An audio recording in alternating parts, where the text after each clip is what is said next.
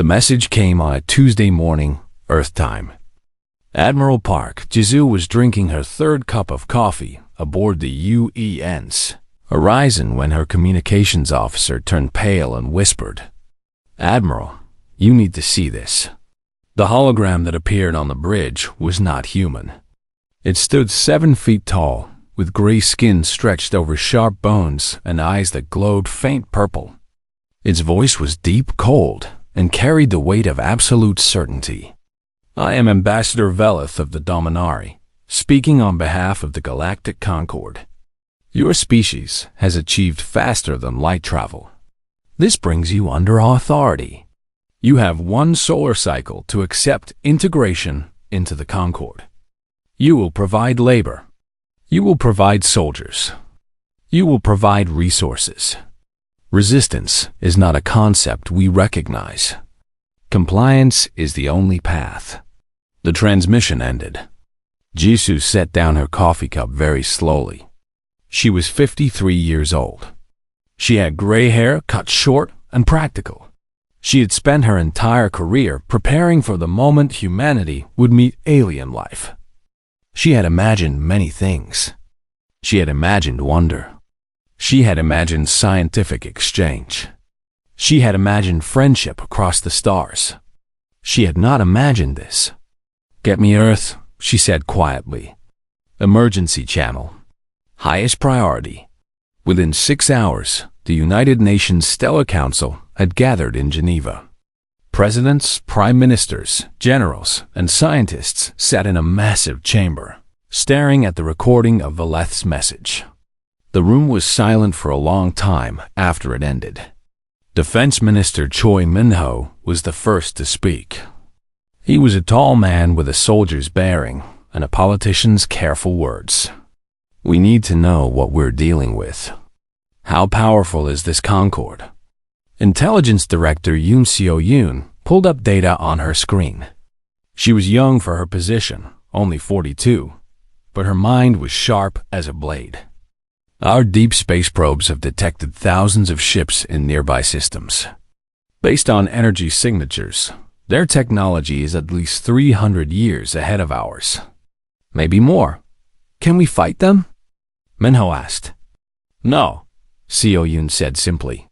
"Not and when?" The chamber erupted into arguments. Some demanded defiance. Some suggested negotiation. A few even whispered about acceptance. Perhaps servitude was better than extinction.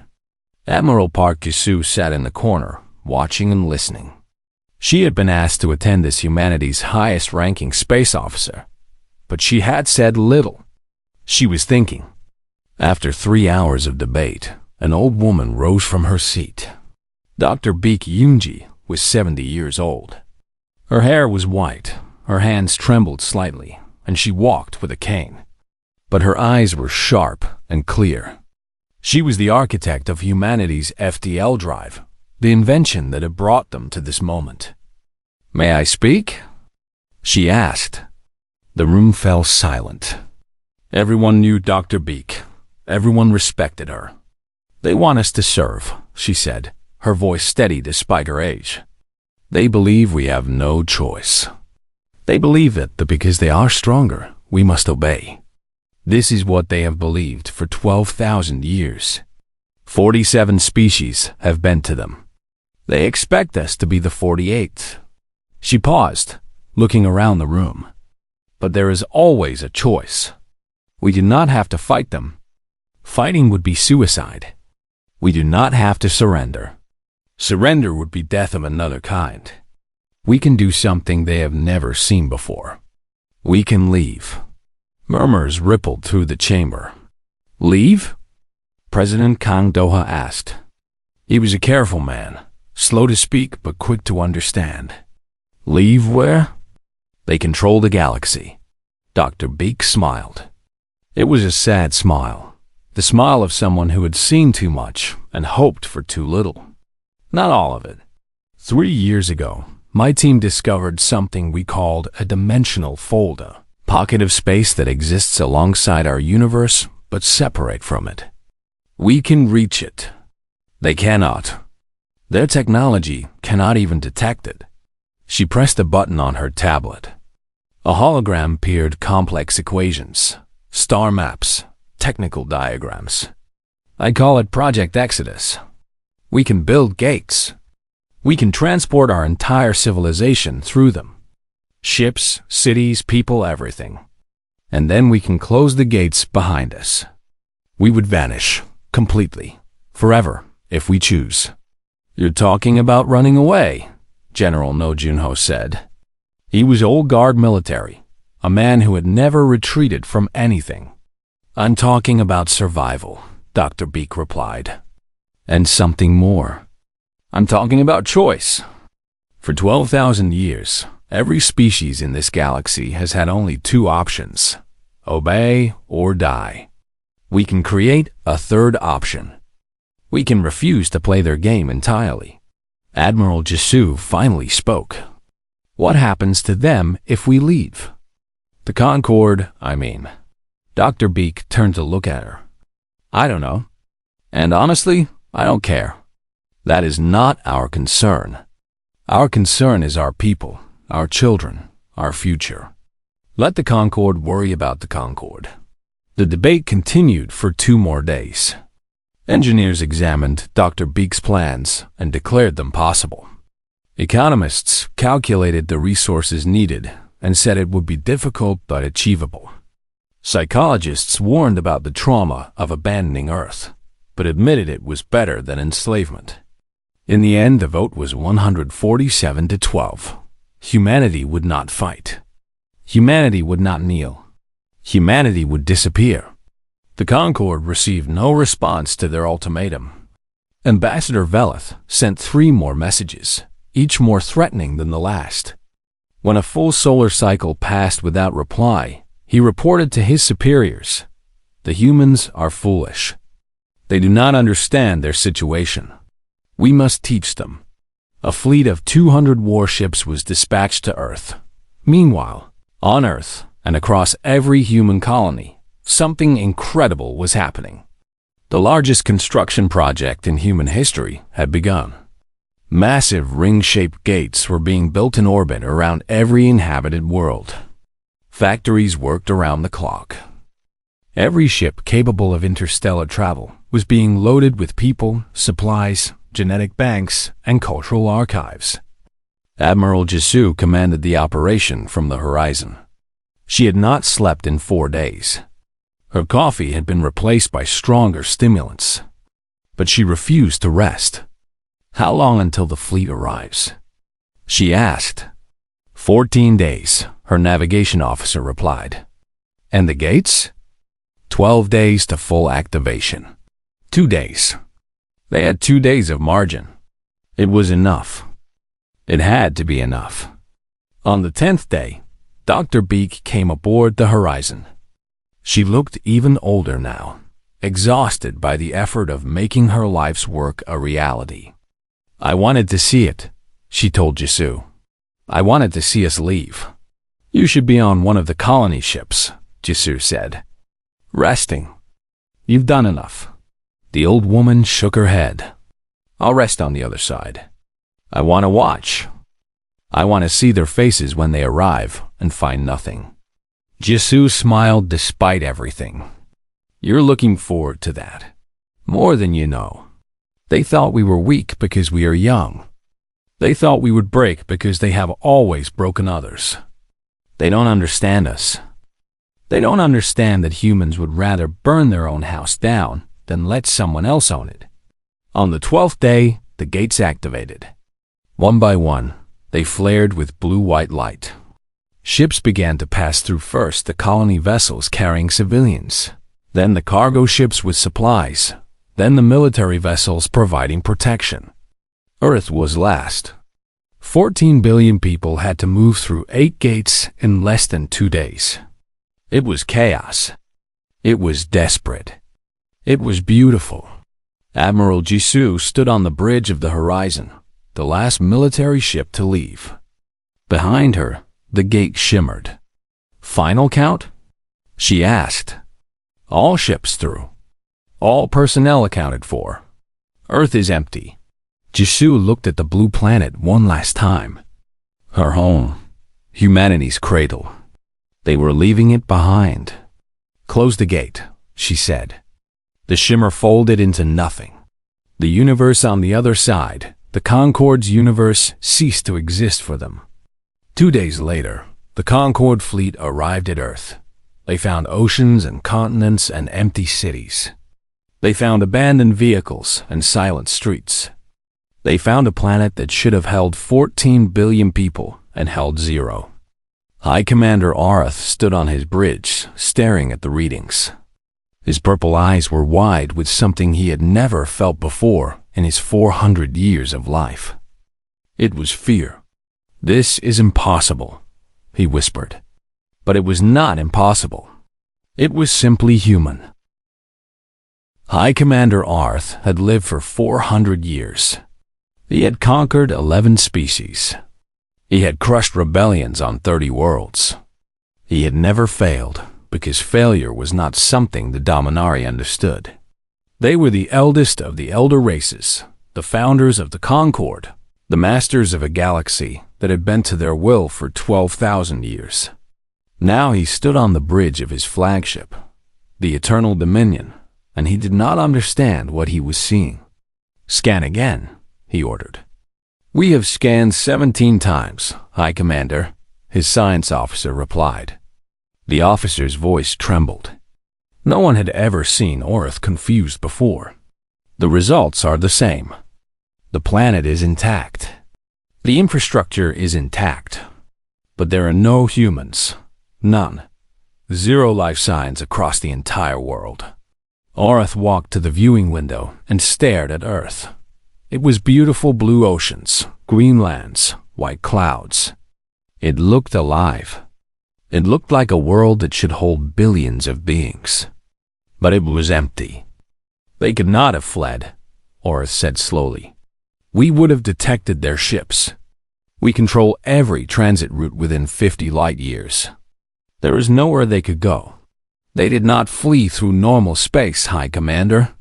Our sensors detected unusual energy signatures approximately 2 solar cycles ago. Massive signatures, then nothing. Whatever they did, it was not standard faster-than-light travel." Arth's hands tightened behind his back. "Then where did they go?" No one answered. No one could answer. On the other side of a barrier that Concorde science said could not exist, humanity was building a new home. The pocket dimension was vast larger than expected, filled with stars and planets that had never known intelligent life. Dr. Beak had chosen well. There was a yellow sun similar to Earth's, orbited by 3 planets capable of supporting human life. The largest of these they named Haven. Lee Sujin was 9 years old. She stood at the window of the colony ship Genesis, watching as Haven grew larger and larger. Her mother, Han Myung, stood behind her, one hand on her daughter's shoulder. "Is that our new home?" Sujin asked. "Yes, baby. That's home now. Will we ever go back to Earth?" Myung was quiet for a long moment. She thought about the house she had grown up in, the streets of Seoul where she had walked to school, the cherry blossoms in spring. All of it was gone now. Not destroyed, just unreachable. In some ways, that was harder. "Someday, perhaps," she said finally. "When we're ready. When will that be?" "When we're strong enough that no one can tell us what to be." The colonization of Haven took 3 months.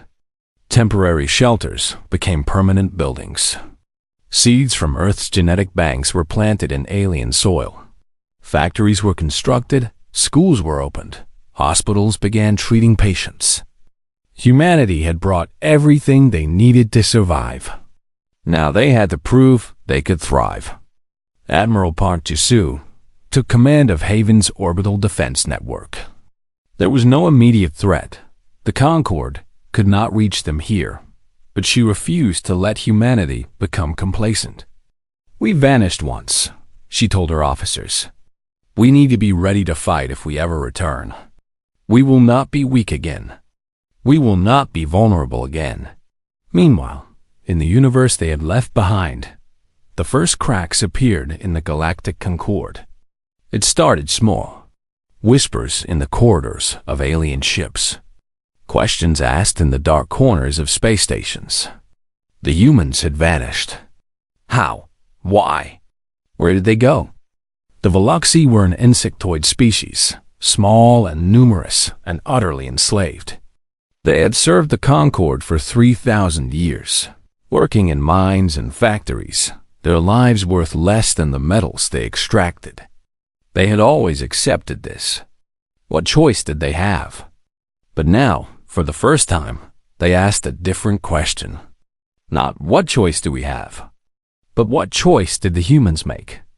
A Veluxi worker named Chittick worked in mining station Keth 7, deep in an asteroid belt far from any sun. She had never seen a human. She had never seen Earth. But she had heard the stories, passed from worker to worker in the brief moments between shifts. They refused, one of her companions whispered as they loaded ore onto transport carts. They were told to serve, and they refused. Everyone refuses at first, Chittick replied. Then the Concorde breaks them. Not these ones. They didn't fight. They didn't run. They just disappeared. The Concorde could not find them, could not punish them, could not do anything. Chittick stopped working. Her forearms hung motionless. She had never heard of such a thing. The Concorde was all-powerful. The Concorde was eternal. The Concorde always won. How? She asked. No one knows. But they did it. They proved it was possible. That night, Chittick did not sleep. She lay in her tiny bunk and stared at the metal ceiling and thought about a species she had never met, a species that had done the impossible. The Rithani were the Concorde's soldiers. They were bred for war, trained from birth to follow orders without question. For 1,000 generations, they had enforced the will of the elder races. They had crushed rebellions. They had conquered worlds. They had never asked why. Commander Kale was stationed on a patrol ship near the border of Concorde space. He was 200 years old, middle-aged for his species, and he had killed more beings than he could count. It had never bothered him before. Orders were orders. But the humans bothered him. He had watched the recording of Admiral Jisu's final transmission before the Exodus. She had broadcast it across all frequencies, knowing the Concorde would intercept it.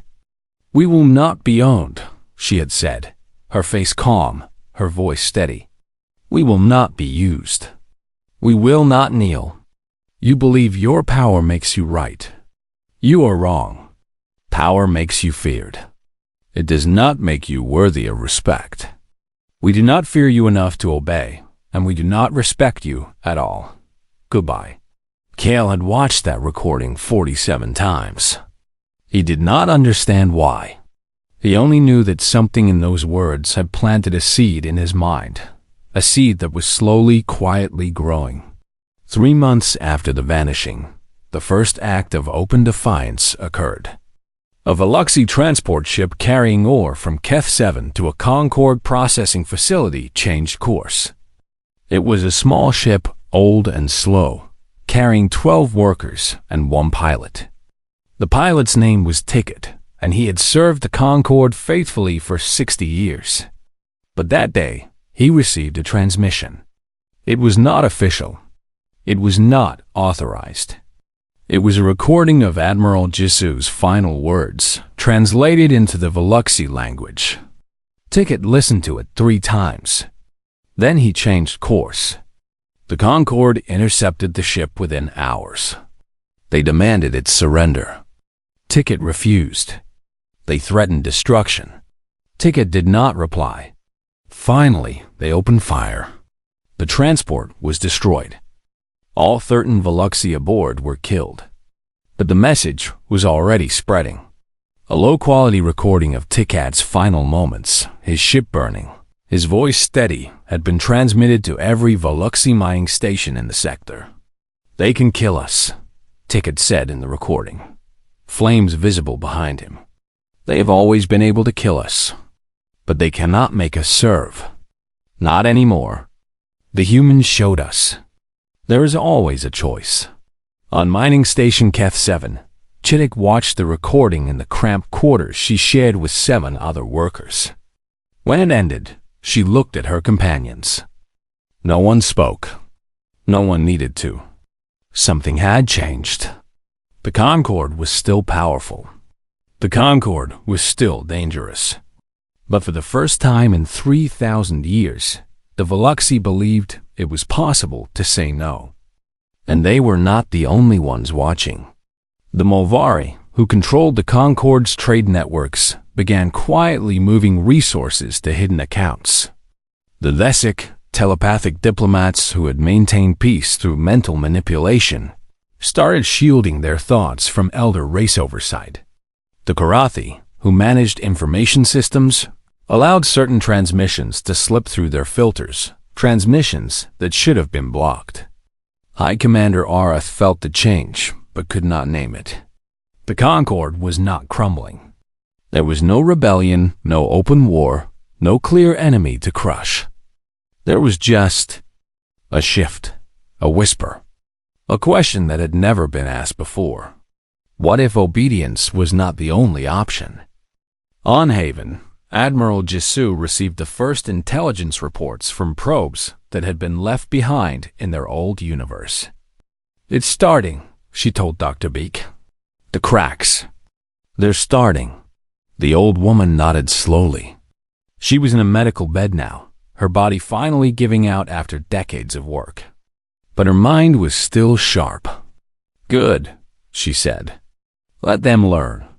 Let them all learn what happens when you build an empire on the backs of others. Eventually, the backs break. Or they walk away. What if it gets worse? What if the collapse causes suffering we never intended? Dr. Beak looked at her with eyes that had seen too much. The Concord has caused suffering for 12,000 years. Trillions have died in their service. We did not create their cruelty. We only refuse to be part of it. Whatever happens next, that is their fault.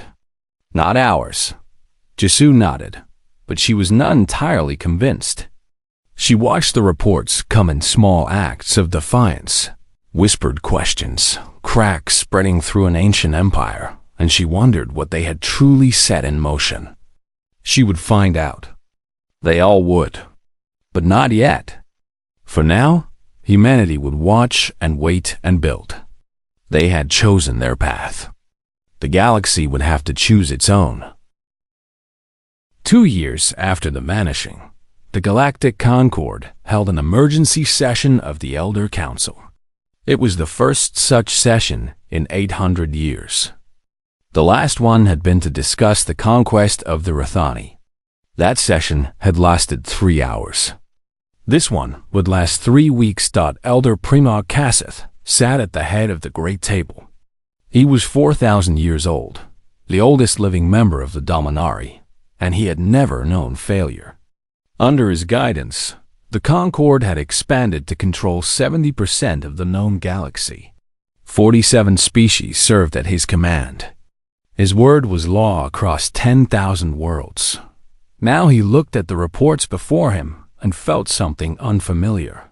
It took him several moments to recognize the feeling. It was doubt. The Veluxi mining output has dropped by 43%, his economic advisor reported. They are not rebelling. They are simply slowing down, working less, producing less. Then punish them? Kasseth said. Make examples. This is what we have always done. We have, Elder Primarch. We have executed over 60,000 Veluxi workers in the past solar cycle. The output continues to drop. They no longer seem to fear death as they once did. Impossible. All beings fear death. With respect, Elder Primarch, the humans did not fear death. They feared servitude more. And the Veluxi have learned from them. On mining station Keth 7, Chittick had become something she never expected to be. She was a leader, not because she wanted power, but because others looked to her for answers. She had watched the recording of the human admiral more times than she could count. She had memorized every word. "We cannot disappear like the humans," she told her followers. They gathered in secret in the deepest tunnels of the station, far from Concorde sensors. "We do not have their technology, but we can do something else. We can refuse. They will kill us," a young worker named Boric said. He was barely 20, still naive enough to believe survival was everything. "They will kill some of us," Chittick agreed, "but they cannot kill all of us. There are 200 billion Veluxi in the Concorde. We mine their metals. We process their food. We build their ships. If we all stop, even for one day, their entire economy breaks. One day of stopping will not defeat them. No, but it will show them and everyone else that we can stop. That their power over us exists only because we allow it." The humans understood this. They did not defeat the Concorde with weapons. They defeated them by refusing to participate. The first coordinated Veluxi work stoppage happened 6 months later. It lasted exactly 1 rotation cycle -20-7 hours by Earth time. Across 300 mining stations, 2 million Veluxi simply stopped working. They did not fight. They did not riot. They sat down and did nothing. The Concorde's response was swift and brutal. Military ships arrived at every station. Soldiers marched through corridors, weapons ready. But when they reached the Veluxi, they found something unexpected. The workers were sitting in neat rows, silent and unmoving. They did not resist. They did not flee. They simply existed. Station Commander Veleth. Yes. The same Veleth who had delivered the ultimatum to humanity stood before the rows of Veluxi on Keth 7. His purple eyes scanned their faces. Looking for leaders, looking for weakness. "You will return to work immediately," he commanded, "or you will be executed. All of you." No one moved. Veleth raised his weapon. He pointed it at the nearest Veluxi, a female, old and worn, her carapace cracked from decades of labor. "Last chance." The old female looked up at him. Her compound eyes reflected his image 1,000 times. "The humans taught us something," she said. Her voice was quiet but steady. "They taught us that death is not the worst thing. Slavery is worse. Kill us if you wish. We are already dead. We have been dead for 3,000 years. At least now we die choosing." Veleth pulled the trigger. The old female collapsed. Around her, no one moved. No one screamed. No one begged. Veleth killed 11 more before he lowered his weapon. His hand was shaking. In 400 years of military service, he had never seen anything like this. Beings were supposed to break. They were supposed to beg. They were supposed to be afraid. These beings were not afraid. He reported to High Commander Orth that night. His voice, for the first time in his life, carried uncertainty. "We killed 50,000 Veluxi today across all stations. The work stoppage continues. They do not seem to care if they die. This is unprecedented." Orth was silent for a long moment. "The humans," he said finally. "This is their doing. They planted this idea in the galaxy like a disease. How do we cure it? We find them. We bring them back. We make an example so terrible that no one will ever think of defiance again. We have searched for 2 years, High Commander. We cannot find them.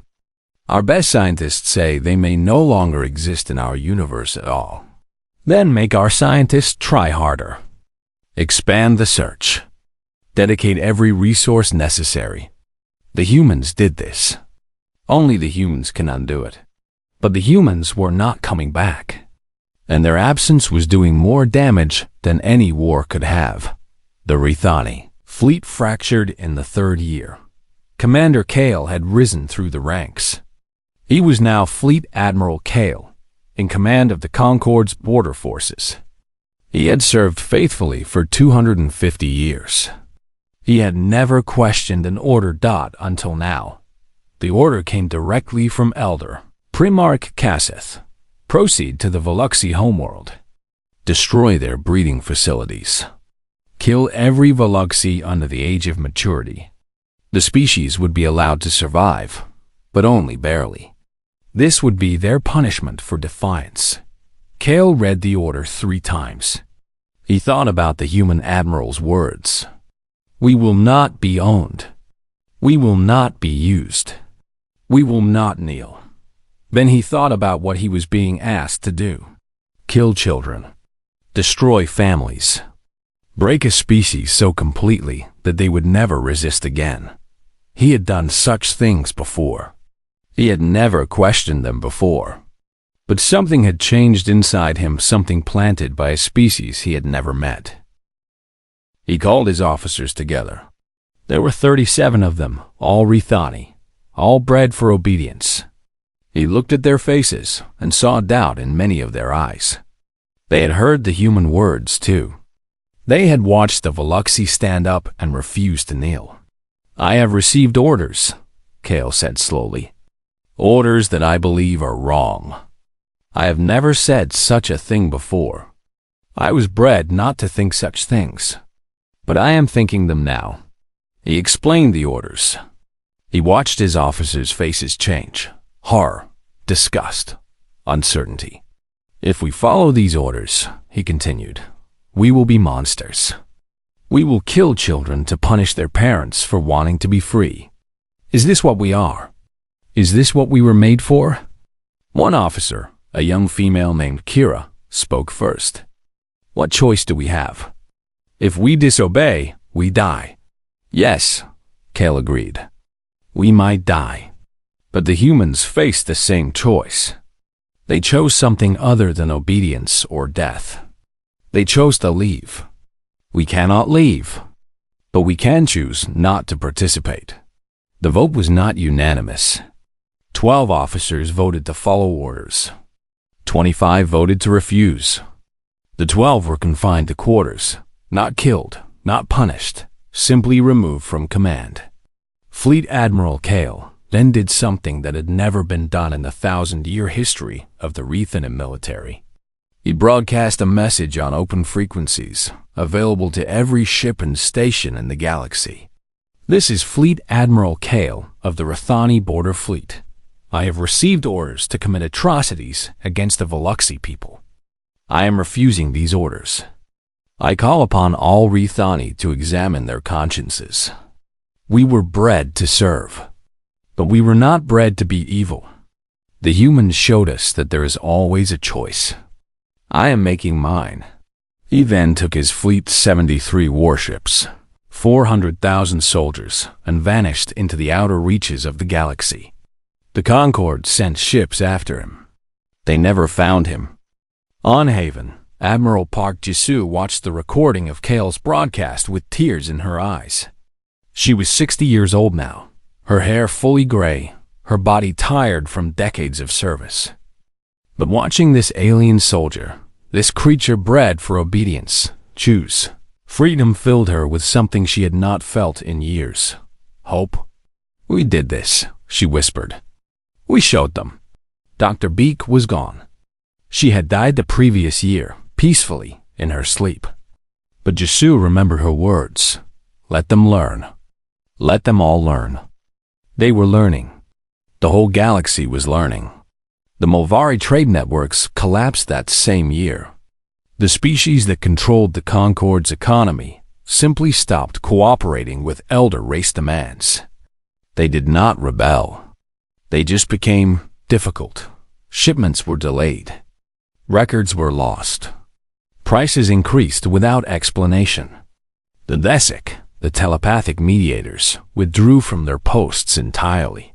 They had always been the peacekeepers, the ones who smoothed over disputes and maintained harmony. Without them, old conflicts between species resurfaced. Border skirmishes became common. The careful balance of the Concorde began to wobble. And through it all, The humans watched. They had probes hidden throughout their old universe, invisible and untraceable. They gathered data. They analyzed patterns. They prepared. The Concorde will fall. Intelligence Director Yoon Seo-hyun reported to the Haven Council. She was older now, gray-haired and calm, but her analysis was still sharp. Not today, not this year, but within a decade, perhaps two. It is held together by fear and habit, and both are failing. President Kang Do-ah, now in his second term, considered this. And when it falls? What then? Chaos, probably. Wars, suffering. Many will die. Because of us? Because of what we started? Seo-hyun shook her head. No, because of what the Concorde built. They created a system based on oppression. Such systems always fall eventually. We simply accelerated the timeline. Some would say we are responsible for the suffering that follows. Some would say the Concorde was responsible for 12,000 years of suffering, and we ended it.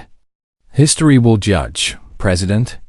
We can only make the choices we believe are right. Kang was silent for a long moment. Then he nodded. Continue watching. Continue preparing. When the dust settles, humanity will need to decide what role we play in whatever comes next. On mining station Keth 7, Chittick had become an elder. She was old now, her carapace gray with age, her movements slow. But she was revered among her people. She had been there at the beginning, the first to hear the human words, the first to believe, the first to refuse. Young Veluxi came to her for wisdom. They asked her about the humans. They asked her what she had learned. She always told them the same thing. The humans did not save us. They did not fight for us. They did not even know we existed. All they did was show us that the cage had a door. They walked through it first. We had to find the courage to follow. Will we ever meet them? The young ones asked. Chittick looked up at the stars she had never seen as a young worker. Stars that were now visible through the station's observation deck because the Concorde no longer controlled who went where. Someday, she said, when we are ready, when we have proven that we deserve the gift they gave us. What gift? The gift of possibility. The gift of choice. The gift of knowing that power is not the same as right, and obedience is not the same as survival. She smiled, her mandibles clicking softly. They taught us to hope. That is worth more than all the ore in the galaxy. 10 years passed in the pocket dimension. Humanity grew and changed and built. The generation that remembered Earth grew older. The generation born in exile grew up knowing only Haven and its sister worlds. For them, the Concorde was a story, a lesson, a warning from history. Lee Soo-jin was 19 now. She had grown tall and serious, with her mother's eyes and her father's stubborn jaw. She studied engineering at Haven University and spent her free time working on the Dimensional Research Team, the group responsible for monitoring their old universe. Her mother, Han Myung, had become a teacher. She taught history to children who had never seen Earth, trying to help them understand where they came from and why they had left. The Concorde didn't see us as people, she would tell her students. They saw us as resources. Labor to be used. Soldiers to be commanded. Bodies to be spent. When we refused to be those things, they didn't know what to do with us. So we left. And in leaving, we showed the galaxy that the Concorde was not as powerful as everyone believed. One student, a boy named Park Jin-ho, raised his hand. But people died because we left. The reports say billions have died in the collapse. Aren't we responsible for that? Myung considered the question carefully. She had thought about it many times herself. The Concorde killed trillions over 12,000 years. They enslaved dozens of species. They built their civilization on suffering. When we left, that civilization began to break apart. The suffering that followed was terrible, But it was the Concorde's suffering, not ours. We did not cause their cruelty. We simply refused to be part of it. But if we had stayed and fought, we would have died. All of us. And the Concorde would have continued for another 12,000 years. Sometimes, the most powerful thing you can do is refuse to participate. Sometimes walking away destroys empires that weapons never could. Jinho was quiet. It was a lot to think about. Admiral Park Jisoo retired that year. She was 70 years old, tired in her bones, but satisfied in her heart. She had seen humanity survive. She had seen them build something new. She could rest now. Her successor was a young officer named Choi Hannah. She was 42, born on Earth but raised on Haven, shaped by both worlds. She understood the old universe and the new one. She would need to. The Concorde is failing, Hannah told the Strategic Council in her first briefing as Fleet Admiral. Our probes have documented the collapse in detail. Elder Pramod Kasith died 3 years ago, natural causes, if you can believe it.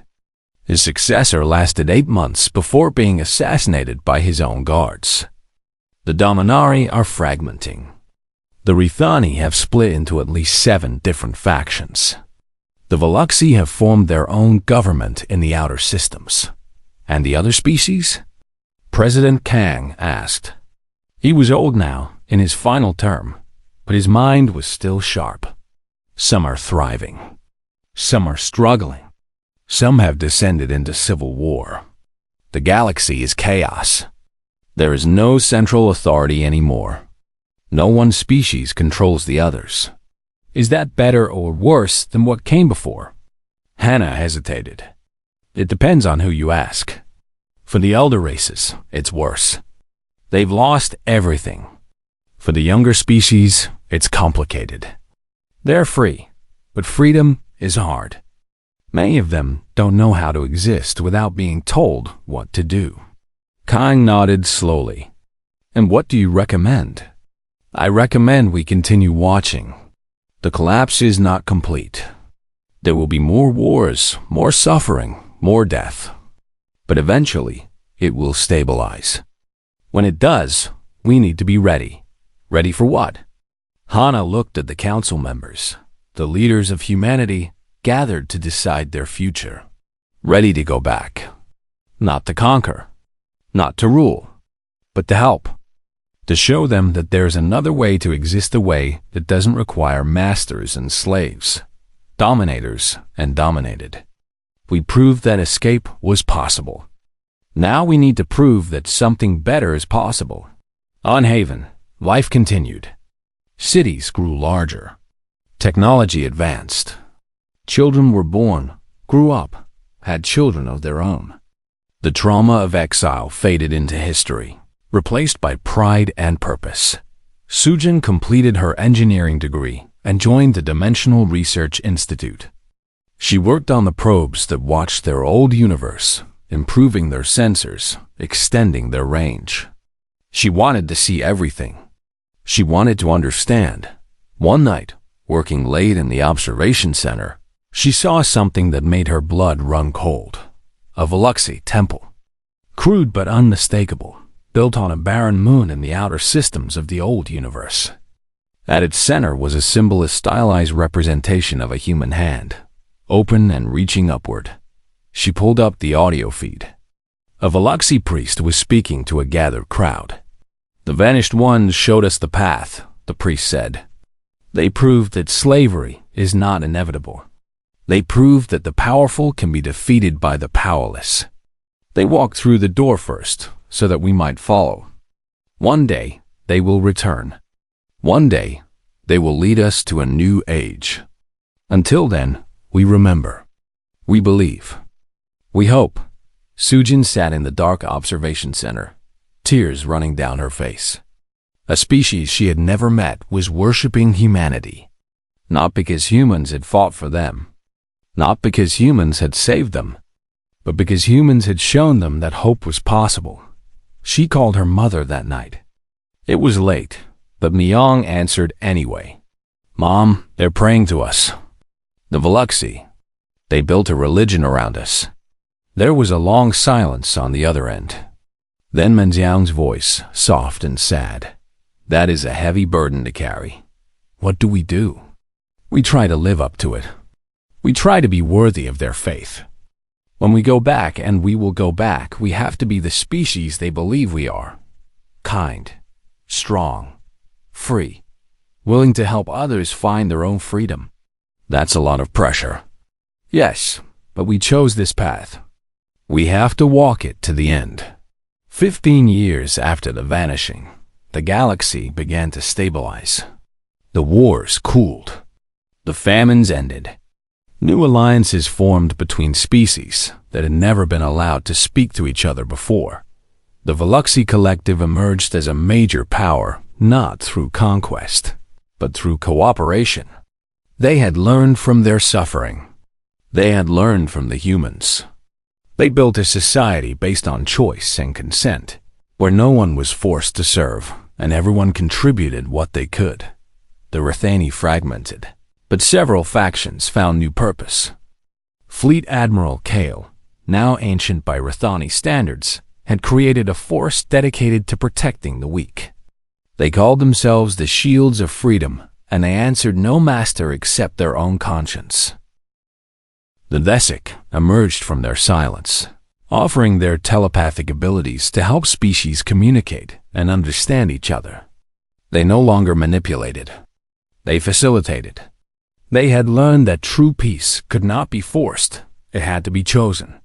The elder races, the Dominari, and their allies retreated to their core worlds. Their empire was gone. Their power was broken. They survived, but they no longer ruled. And through all of this, humanity watched. Admiral Choi Hana prepared her reports. She documented the recovery, the new alliances, the fragile peace emerging from the ashes. She presented her findings to the Haven Council. The time is approaching, she said. The galaxy is ready, or as ready as it will ever be. President Yoon Seo-yoon, yes, the former intelligence director, now elected to the highest office, considered the report carefully. She was 72 years old, and she had spent her entire life preparing for this moment. What do you recommend? She asked. We send a ship. One ship. Small, unarmed, diplomatic. We announce our presence. We offer to talk. And if they refuse, then we leave again. We don't force ourselves on anyone. That's what the Concord did. We have to be different. Seo-yoon looked around the council chamber. The faces there represented every aspect of human society. Military, civilian, scientific, spiritual. They had debated this question for years. Now it was time to decide. Vote, she said simply. The vote was 23-2. Humanity would return. On Haven, Lee Soo-jin received the news with a mixture of excitement and fear. She was 25 now, a respected researcher, a specialist in dimensional physics. She understood better than most what humanity was risking. Her mother, Myung, was 55, her hair streaked with gray. She had watched the galaxy change from afar. Now she would see it up close. I want to go, Soo-jin said. On the first ship. I want to be there when we make contact. Myung was quiet for a long moment. It's dangerous. I know. You might not come back. I know that too. Myung took her daughter's hands. They were not the small hands of the 9-year-old who had watched Earth disappear through a viewport. They were the hands of a woman strong, capable, determined. Your grandmother would be proud, Myung said finally. Dr. Beek, she always said humanity's greatest strength was our stubbornness. Our refusal to accept that anything was impossible. You knew her? Not well, but I saw her once on the Genesis. She was old and tired and dying, but her eyes were alive. She looked at the stars of our new home and she smiled. She said, "This is just the beginning. Someday, we'll go back. And when we do, we'll change everything." Sujin squeezed her mother's hands. Then, let's change everything. The ship was called the Open Hand. It was small and fast and carried no weapons. Its crew numbered 27, diplomats, scientists, linguists, and one young engineer named Lee Sujin, who had spent her life watching the stars and dreaming of reaching them. They departed Haven on a bright morning, 17 years after the vanishing. The dimensional gate activated, shimmering with blue-white light. The Open Hand passed through, leaving the pocket dimension behind. On the other side, the galaxy waited, broken, healing, and ready for something new. Sujin stood at the viewport as they emerged into normal space. Stars surrounded them, familiar stars. Stars that had watched humanity flee and now watched them return. Contact established. The communications officer reported. We're receiving transmissions from multiple sources. Veluxi, Rithani, Desik. They're asking if we're real. Captain Kang Minjae, a calm man with steady hands and a gentle voice, smiled. Tell them yes. Tell them we're real. Tell them we've come home. The message went out. The galaxy held its breath. And humanity, after 17 years of silence, finally spoke again. The Open Hand drifted in neutral space, surrounded by stars that had not seen a human ship in 20 years. Captain Kang Minjae stood on the bridge, watching the sensor displays fill with contacts. Ships were arriving from every direction: Veluxi cruisers, Rithani patrol vessels, Desik diplomatic craft, and dozens of others from species humanity had never encountered. They're not attacking, his tactical officer reported, surprise clear in her voice. They're waiting. Of course they're waiting, Minjae said calmly. They've been waiting for 20 years. They've built religions around us. They fought wars inspired by us. They want to see if the legends are true. Lee Sujin stood at the back of the bridge, her heart pounding. This was the moment she had dreamed of since she was 9 years old, watching Earth disappear through a viewport.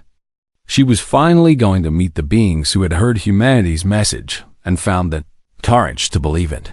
The first formal contact came from the Veluxi collective. A holographic figure appeared on the bridge, an elderly Veluxi. Her carapace decorated with symbols that Sujin recognized from the temple she had observed years ago. I am Speaker Chittick of the Veluxi collective, the figure said. I have waited a long time to speak these words. Welcome back, humans. We have much to discuss. Chittick. The name was in the historical records. The Veluxi worker who had first heard Admiral Jisu's message. The one who had started the resistance on mining station Keth 7. She was ancient now, but she was alive, and she had lived to see this moment. Speaker Chittick, Captain Minjae replied, bowing his head respectfully. The honor is ours. We have watched your people's journey from afar. You have shown tremendous courage. We learned from you. We learned that courage is possible even when hope seems lost. But you did not come back to hear our praises.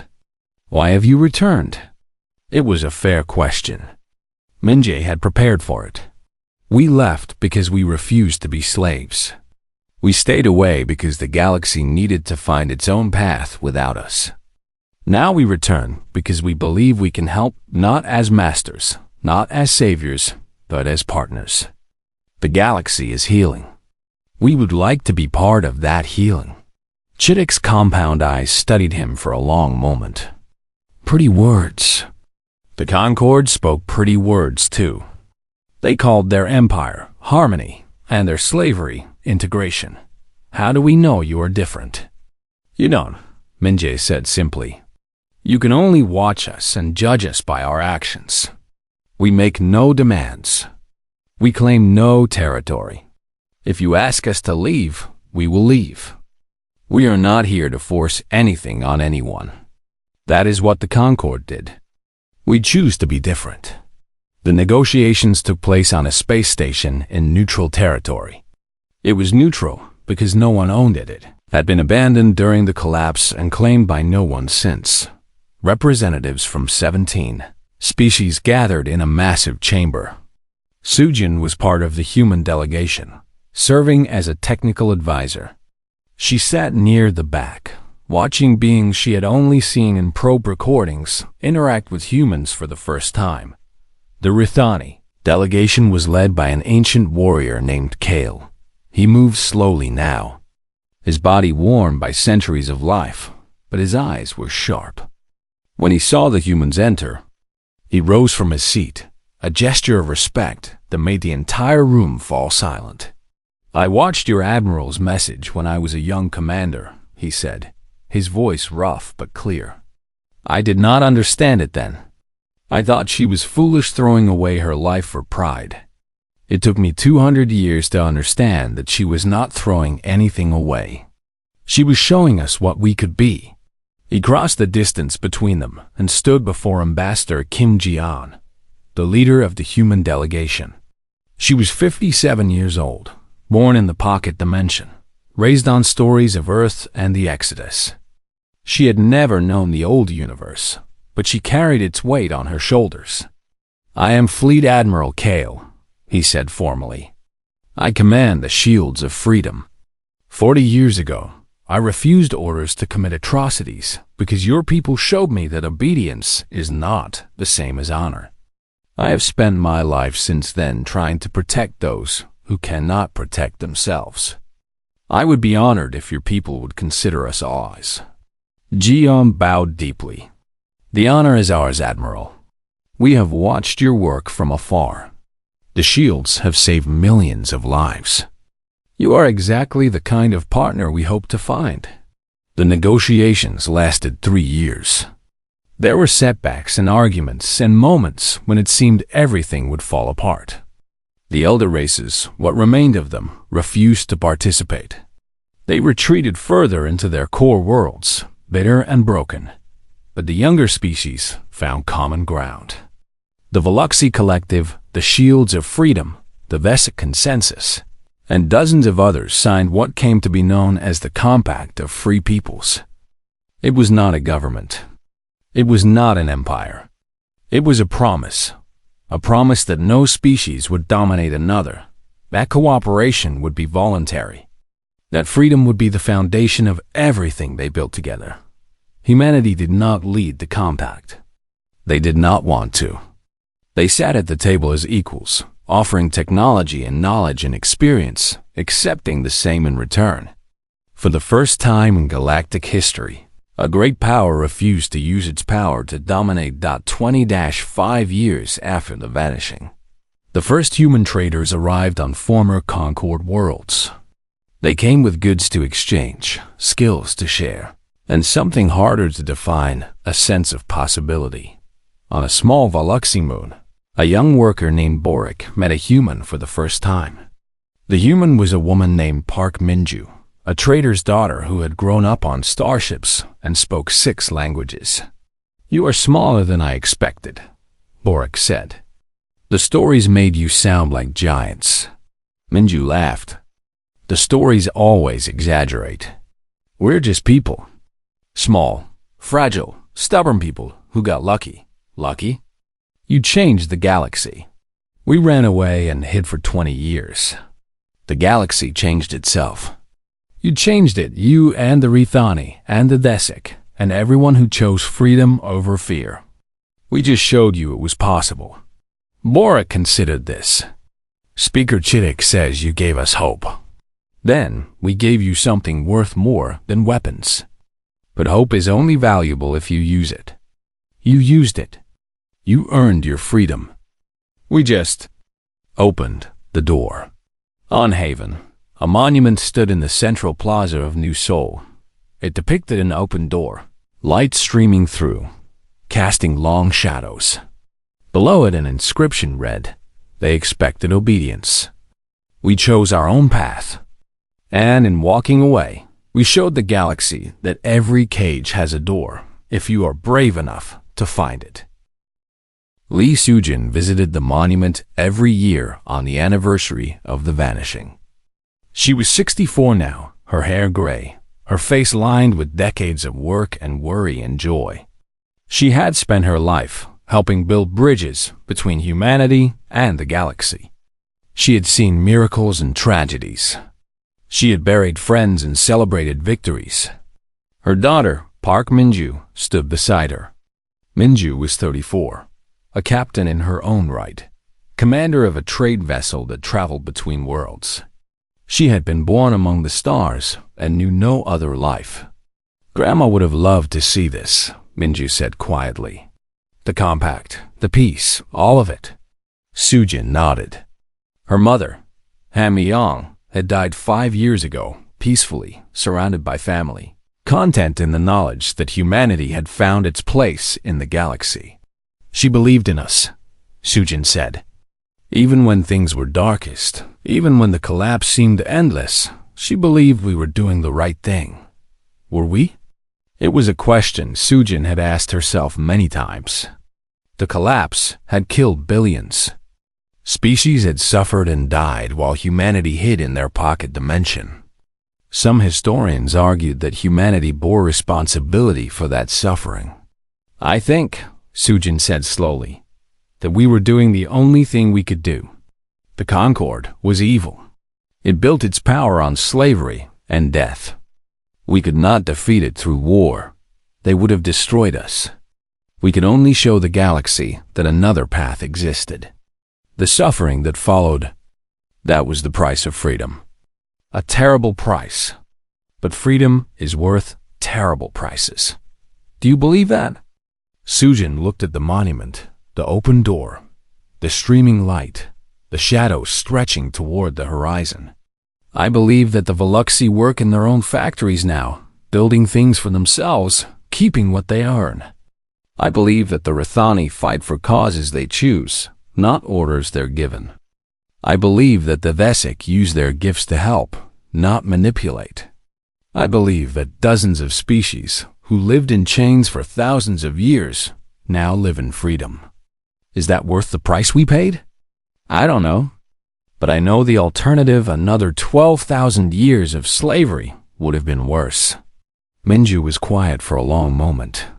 Then she took her mother's hand. I'm taking my ship to the Veluxi homeworld next month. They're hosting a celebration 50 years of freedom. They've invited humans to participate. That's wonderful. They want me to speak, to tell them about the Exodus, about what it was like to watch from the other side. I don't know what to say. Sujin squeezed her daughter's hand. Tell them the truth. Tell them we were scared. Tell them we didn't know if our plan would work. Tell them we made mistakes and doubted ourselves and wondered if we were doing the right thing.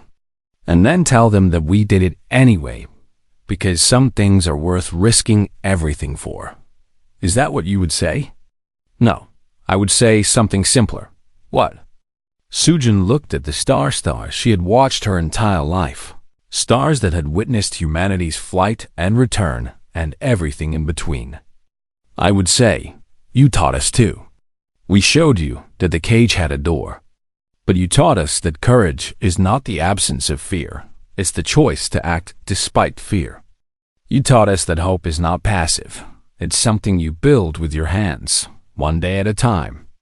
You taught us that freedom is not given, it's taken, and it's earned, and it's worth every sacrifice. She smiled, old eyes bright with tears. I would say, we are proud to know you. We are honored to stand beside you. And whatever comes next, whatever challenges the future brings, we will face them together. Not as masters and servants, not as saviors and saved, but as partners, as equals, as free peoples. Minju wiped her eyes. That's beautiful, Mom. It's the truth. And the truth is always beautiful, even when it's hard. They stood together in the plaza, mother and daughter, looking at the monument that commemorated the day humanity chose to walk away, and in walking away, changed everything. Above them, ships moved through the sky. Veluxi traders, Rithani patrols, human freighters, Vesic diplomatic vessels. all of them sharing the same stars, the same space, the same future. The Galactic Concord had expected obedience.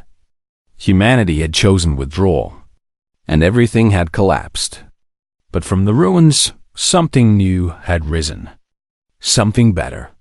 Something free. And it was only the beginning.